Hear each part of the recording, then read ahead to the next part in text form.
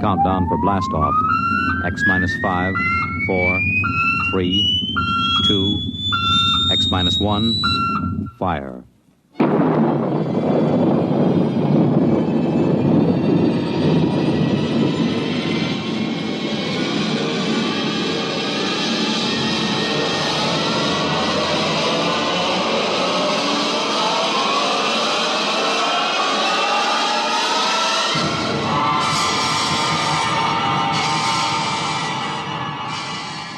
From the far horizons of the unknown come transcribed tales of new dimensions in time and space. These are stories of the future, adventures in which you'll live in 1,000,000 could-be years on 1,000 maybe worlds. The National Broadcasting Company, in cooperation with Street and Smith, publishers of astounding science fiction, presents X minus 1.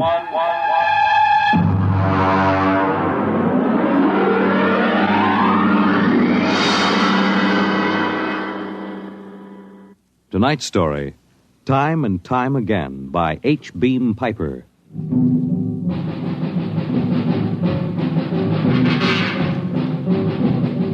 It happened during a routine skirmish in the Great War. Patrols advanced from the defense perimeter under jet cover and preceded by napalm throwers. The enemy defended in depth and mopped up with guided 98s fired from 40 miles to the rear. The blast area was 10 miles in circumference, and the medics didn't find much to pick up over 500 yards in. Come on. All right, now back it in here. Look out, it's lousy with mud. More. Now, cut left. More, hold it. Stretches.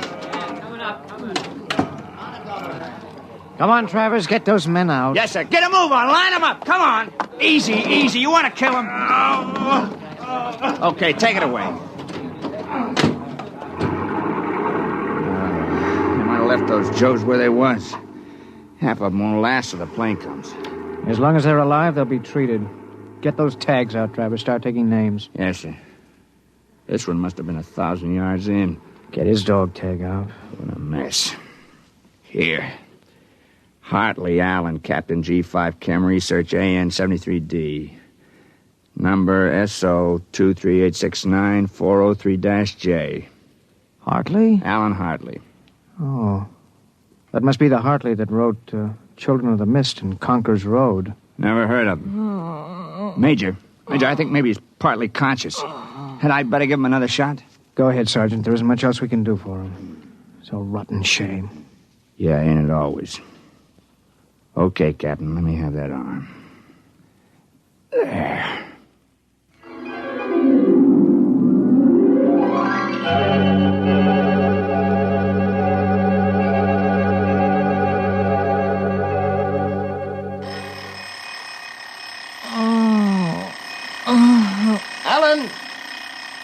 Alan!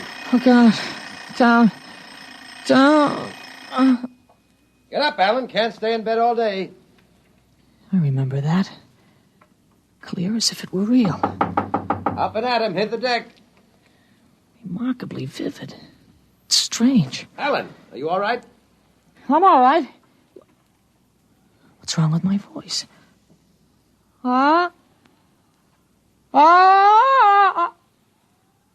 It's too high. What are you doing? Practicing singing? My voice has changed. Is that all? You're growing up. Happy birthday. Happy birthday. Hey, wake up, son. Wake up. I am awake. It's impossible. I am awake. Well, the way you slept through that alarm, I'd say it was impossible. Come on, out of bed. I don't understand. You went to bed at a decent hour. You could wake up the next morning. Come on, son. Breakfast waiting. Out of bed or I'll turn it over. All right. It's a dream. Maybe, but you're wide awake now. I am. I'm awake. Well, half awake anyway. That's the bell at St. Boniface, isn't it? What day is it? Are you kidding? You forget today's your birthday? No, I didn't forget. Neither did I. Here, son. Happy 13th birthday. You won't guess what's in here. A rifle. A light .22 rifle. Oh, now how did you know that? I remembered. Did I spill the beans sometime? Oh, I could have sworn it would be a surprise. Well, Go on. Open it.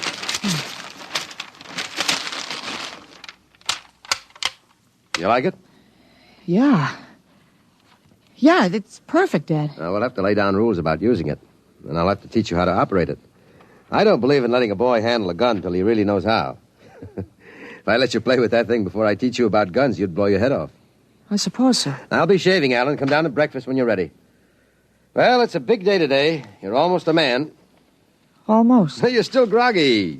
Snap out of it, Alan. I will. There's a dream in it somewhere, but I'm not sure which. What? Never mind, Dad. I'll be right down for breakfast.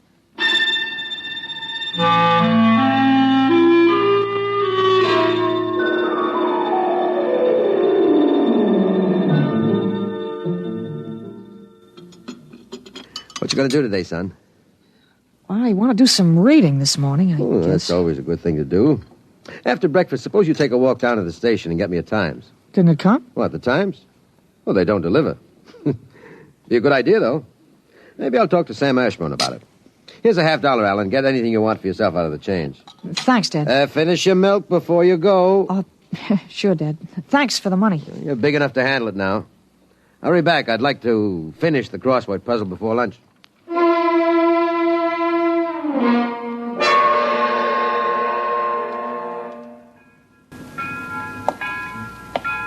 Here you are, Alan. 1 Times.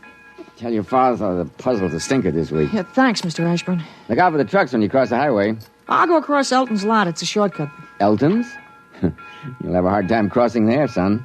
There's 4 buildings on that block. I thought they burned down. I've seen them this morning, big as life. I guess that didn't happen yet. What'd you say? Nothing, Mr. Ashburn. I was just muttering. My days, youngsters talked up. Yes, sir. Bye, Mr. Ashburn.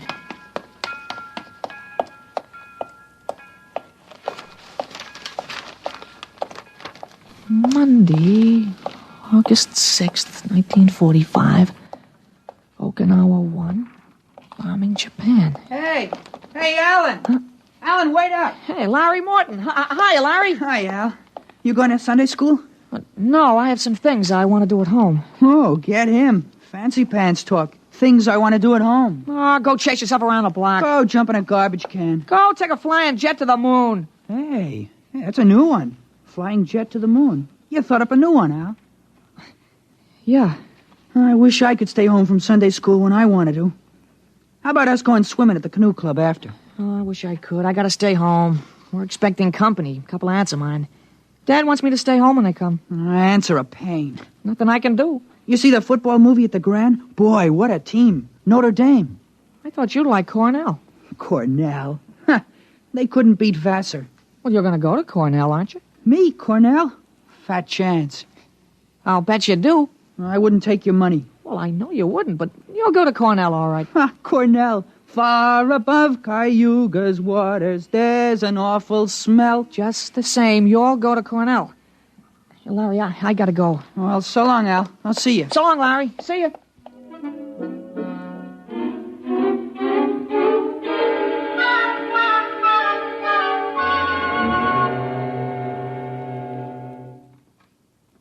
I'm stuck in this corner. 7-letter word, a mix in proportion. Tight. Huh? Tight. T-I. It fits. Now, how did you know that, Alan? That? I read it somewhere, I guess. Oh. What you reading now? Tarzan again? No, not Tarzan. It's refreshing to see you with a book. Sometimes I think I ought to forbid comic books in the house. Yeah, they must be raising the devil with those bombing raids in Japan. How long do you think the war in Japan will last, Dad? Oh? I'd say to the middle of 1946. They'll have to invade those islands foot by foot. I don't think so, Dad. I wouldn't be surprised if the war was over very suddenly. How, by magic? There isn't a thing on earth will make those Japanese surrender. You expect somebody to make a pass and it'll be all over by this afternoon? Something like that. I wish it could. Be a lot of boys dead in the invasion of Japan. Mr. Hartley, excuse me, please. Oh, hello, Mr. Gutchell. That's Frank Gutchell, Dad? That's right. Excuse me. I didn't mean to disturb you, Mr. Hartley. It's all right. Lovely day, isn't it, Mr. Gutchell? Mr. Hartley, the Lord's Day is always beautiful. Of course, Mr. Gutchell. Mr. Hartley, I wonder if you could lend me a gun and some bullets. My little dog's been hurt, and it's been suffering something terrible. Oh, that's too bad. I want a gun to put the poor thing out of its pain. Of course. How would a 20-gauge shotgun do? You wouldn't want anything heavy. I was hoping you'd let me have a little gun. Maybe, so big. Pistol? So I could put it in my pocket. It wouldn't look right to carry a hunting gun on the Lord's Day, and people wouldn't understand that it was for a work of mercy. Of course, I understand. You're a very religious man. The whole world is evil, Mr. Hartley. Yeah, sometimes it certainly looks like it. Well, I have a Colt 38 special from the auxiliary police outfit. Well, that's fine. Now, you've got to bring it right back, Mr. Gutchell. I might be called out. Now, you'll have to promise to get it right back. Dad, wait a minute. I just remembered. Remembered what? Well, aren't there some cartridges left for the Luger? Then you wouldn't be without the Colt. That's right. I have got a German automatic I could let you have. That way I wouldn't get stuck. You'd have to return it promptly, though. Oh, wait, Dad, I'll get it. I know where the cartridges Be careful, son. Well, Mr. Gutchell, it sure turned out nice.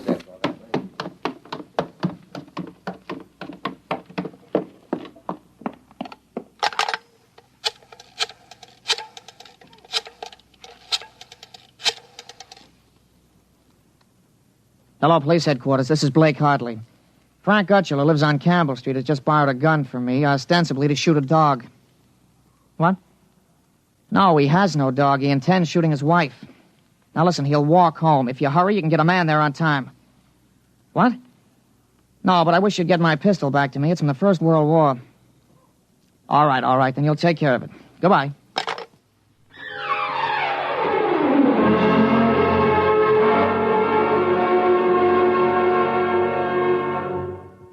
There you are. What kept you, Alan? I couldn't find the cartridges at first. I'll show Mr. Gutchell how it works. It's all loaded, ready to shoot. This is the safety. Just push it forward and up. There are 8 shots in it. Did you load the chamber, Ellen? Sure, it's on safe now. You understand how it works, Mr. Gutchell? Oh, yes, I understand. Thank you, Mr. Hartley. Thank you, Sonny. Goodbye. Goodbye, Mr. Gutchell. Return the gun when you're done. Yes, I'll be done with it soon. Goodbye. Alan, you shouldn't have loaded that gun. I guess it's all over now.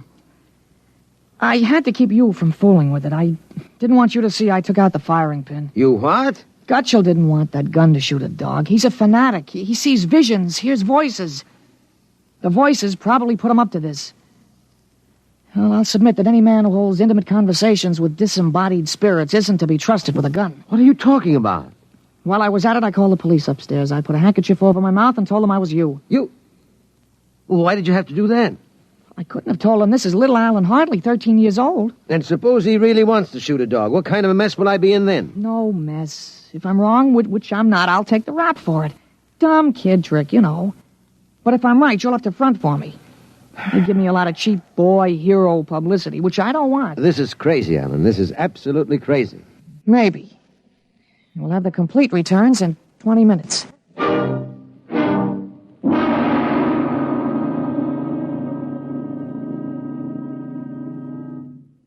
Mr. Hartley? Mr. Blake Hartley? That's right. I'm Detective Sergeant Koborski from Homicide. Here's your Luger. Thank you. I don't know how you spotted that guy, but when we busted in, he was pointing that gun at his wife and swearing a blue streak because it wouldn't go off. I'm glad I was able to help. You know, they may even have some kind of a citation for you, Mr. Hartley. I don't think that's necessary. In the department, we figure a little publicity never hurt nobody. Even a lawyer, huh? I really would prefer it if it were kept quiet. Well, whatever you say. We'll want you to drop around in the morning for a statement. I'll be glad to. Well, goodbye. Goodbye, Sonny. Goodbye, Sergeant. Why don't you take the citation, Dad? Well, you were right. You saved that woman's life. Now, let's see you put back the firing pin. Sure. Here. All right, Alan. Suppose we have a little talk. But I explained everything. You did not, yesterday you wouldn't even have known how to take this pistol apart. Today you've been using language and expressing ideas that are outside of everything you've ever known before. Now, I want to know... I hope you're not toying with the medieval notion of obsession. What? Well, you say I'm changed. When did you first notice this? Well, last night you were still my little boy. This morning, I don't know. You've been strange all day. There's been something... Alan, what's happened to you? I wish I could be sure myself, Dad. You see, when I woke this morning, I hadn't the least recollection of anything I'd done yesterday, August 4th, 1945. Oh, but that's serious. You don't know how serious. My last memory was lying on a stretcher, injured by a bomb explosion. I was 43 years old, and the year was 1975. 1975? Well, that's right. You'll be 43 in 1975, but a bomb? Yes, during the siege of Buffalo in the Third World War. I was a captain in G5, Scientific Warfare, General Staff. Buffalo? You mean Buffalo, New York? There'd been a transpolar invasion of Canada. I was sent to the front to check on service failures of a new lubricating oil. A week after I got there, Ottawa fell and the retreat started. We made a stand at Buffalo, and that was where I got it. I remember being picked up and getting a narcotic injection. The next thing I knew, I was in bed upstairs, and it was 1945 again. And I was back in my own 13-year-old body. Oh, Alan, you just had a nightmare to end all nightmares, that's all. I thought it might be that at first, but I rejected it. It won't fit the facts. But it's ridiculous, all this Battle of Buffalo stuff. You picked up something listening to the radio. All the commentators have been going on about another war after this one. You've just got an undigested hunk of H.V. Kaltenborn in your subconscious, that's all. But that isn't everything. I remember 4 years of high school, 4 years at Cornell, 7 years as a reporter on the Philadelphia Record, 3 novels, Children of the Mist, Rose of Death, Conqueror's Road. You think a 13-year-old can dream up all that stuff? But it's the only possible explanation. Maybe, but I can speak 5 languages today that I couldn't yesterday.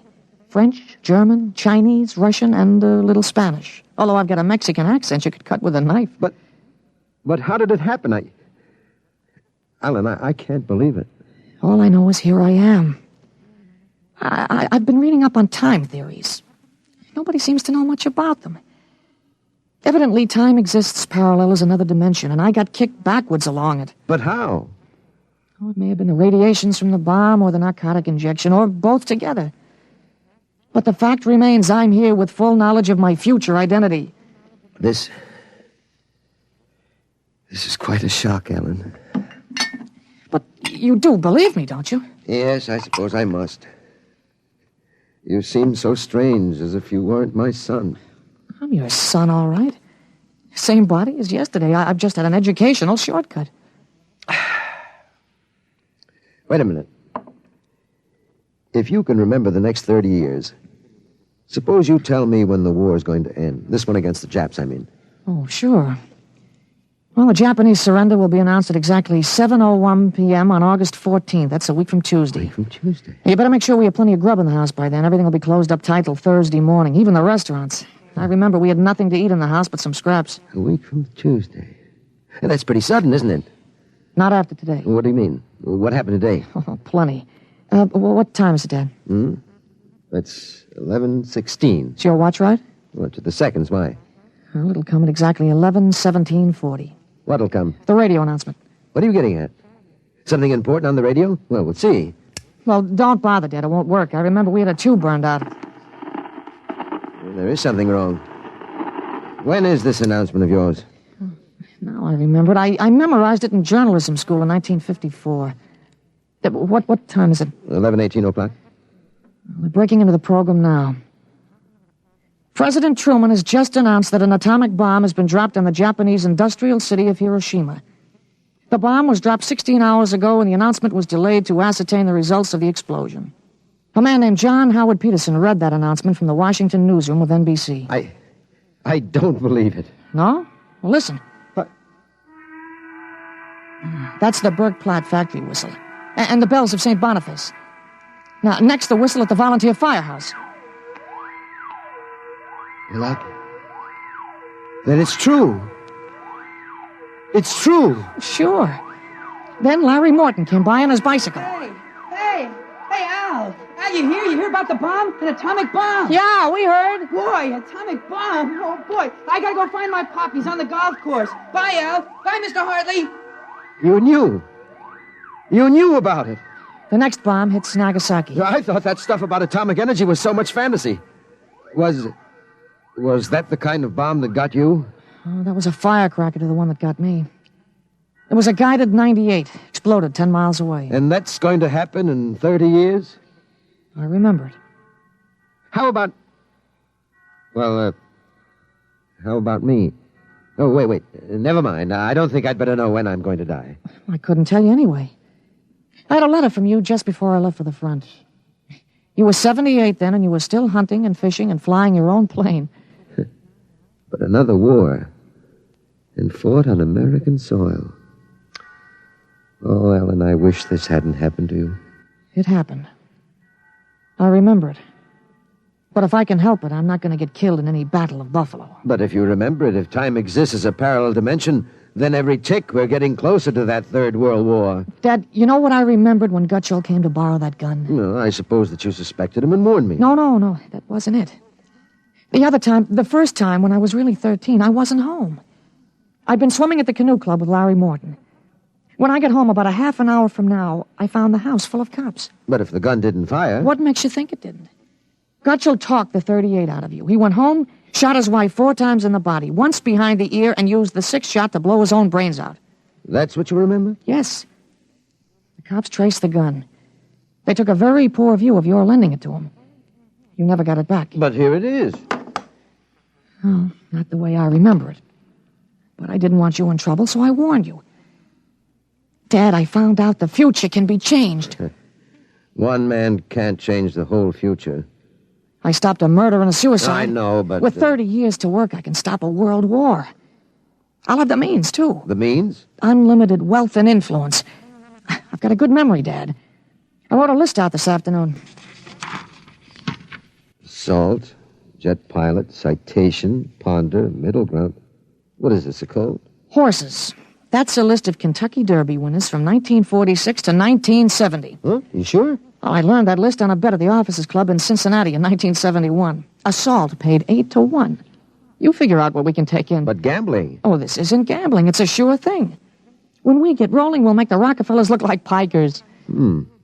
Assault at 8-1. Mm-hmm. I suppose I could scrape up $5,000. In 10 years, that'll make a lot of money. Any other little thing you have in mind, Ellen? Well, by 1952, we start building a political organization here in Pennsylvania. In 1960, I think we can elect you president. President? Isn't that going a little too far? Well, why not? Who wouldn't vote for a politician who was always right? Besides, that's the one thing we've got to change. In 1960, we had a man in the White House who was good to his wife and sang a nice tenor, and that's about all. He fouled up so completely, we ended up at war. Now, I think President Hartley might be a little more trusted to take a strong line. But I don't know anything about international decisions. I do. I know all the wrong ones. If we can stop one murder, we can stop a war. It's worth a try, isn't it? I guess so. How do I start? Well, as I remember, just after the bomb announcement, you got a phone call from the City Fusion Party about the next election. There's a lot of talk about a reform ticket. Well, that call is going to be important, Dad. It's the turning point. Now you've got to know. There it is. Well, what do I do? Well, answer it. Go ahead. But... Don't worry. I'll tell you what to do. Go ahead. Hello? Yes, this is Blake Hartley. Judge Cribbins. Yes. Just a moment. Alan. Oh. He's asking me to run. Oh, my head. Alan. Oh. Alan, what's the matter? Oh. Alan. He passed out. Alan, what do I do now? Alan, listen to me. Alan. Alan, what's the matter?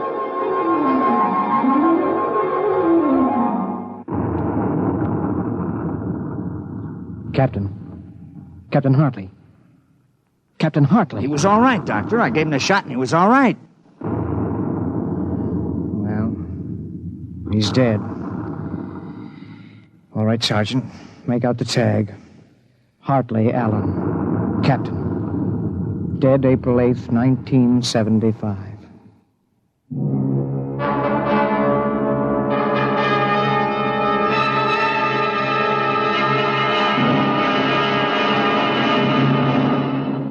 Alan! Alan, what happened? Alan! Alan! Alan, are you all right? Hi, Dad. I've got Judge Crimmins on the phone. What do I tell him? What? Alan, are you all right? You passed out. Sure. I'm all right. Hey, today's my birthday, isn't it? What'd you get for my birthday, huh? Don't you remember? The Third World War? What Third World War? Gee, Dad, what's the matter? You're looking at me funny. You don't remember. You're back again, aren't you? Back to 13 years old. Sure, I'm 13 today. For corn's sake, Dad. You must have died up there. It was only a mind transfer. That means I'm on my own. I have to do it myself without your help. Help for what? If it's the grass, I said I'd cut it tomorrow. No, it's not the grass. I've got to save your life, Ellen. I can't let you die that way in 1975. You're talking about, Dad? You sound goofy. I've got to change it all by myself. Change what? Never mind, Alan. You don't know yet. Come on. Let's have lunch. Sure, Dad, but now, how about my present now? What'd you get me for my birthday, In huh? a minute, son. Go on in. Okay, well, hurry up, Dad, huh? Sure, all right. Now, where did I put that list of horses?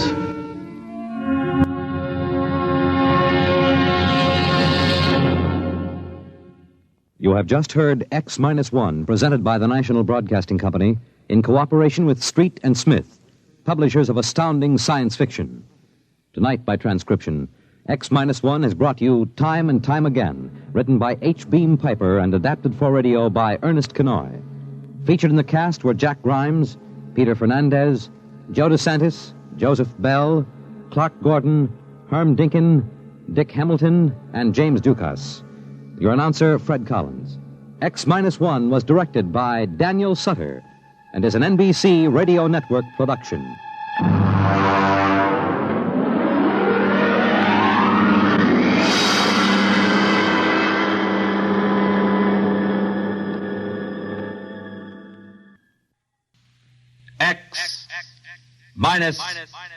X-1